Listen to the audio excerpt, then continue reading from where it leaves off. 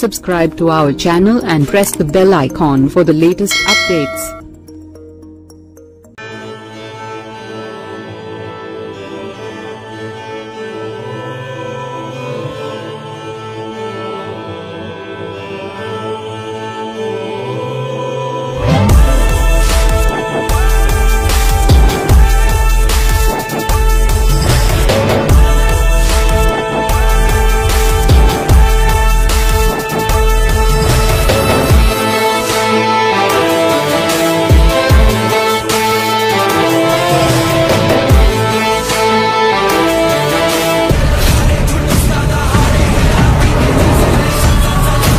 హరిహర వీరమల్లు సినిమాకి సంబంధించిన ఒక సంచలన విషయం నెట్టింట చక్కర్లు కొడుతుంది.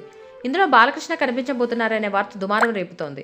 పవన్ కళ్యాణ్ హీరోగా నటించిన హరిహర వీరమల్లు మూవీ మరికొన్ని గంటల్లోనే ఆడియన్స్ ముందుకు రాబోతుంది. మరోవైపు వరుస ప్రమోషన్స్లో పవన్ బిజీగా ఉన్నారు. 3 రోజులుగా ఆయన తీరిక లేకుండా గడుపుతున్నారు. వరుస ఇంటర్వ్యూలు ఇస్తున్నారు. ఈ రోజు కూడా విశాఖపట్నంలో ప్రీ రిలీజ్ ఈవెంట్ నిర్వహిస్తున్నారు. సినిమాని తన వంతుగా జనాల్లోకి తీసుకెళ్లే ప్రయత్నం చేస్తున్నారు.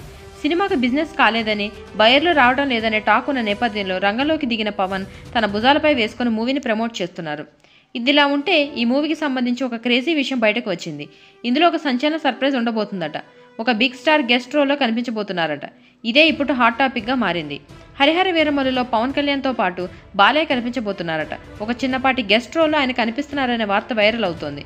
యూట్యూబర్ నా అన్వేష్ ఈ విషయాన్ని వెల్లడించారు. తన వీడియోలో చెప్పారు.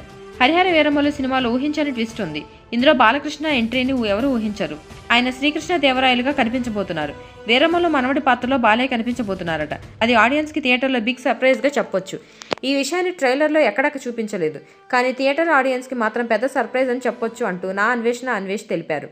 మరి ఆయన చెప్పిన దాంట్లో నిజం ఎంత అనేది ఆశ్చర్యంగా మారింది. హరిహర వీరమల్లు మూవీ కథ 17వ శతాబ్దంలో జరుగుతుంది. కానీ శ్రీకృష్ణ దేవరాయలు 15వ శతాబ్దంలో ఉన్నారు. 1505లో ఆయన విజయనగర సామ్రాజ్యాన్ని పాలించారు.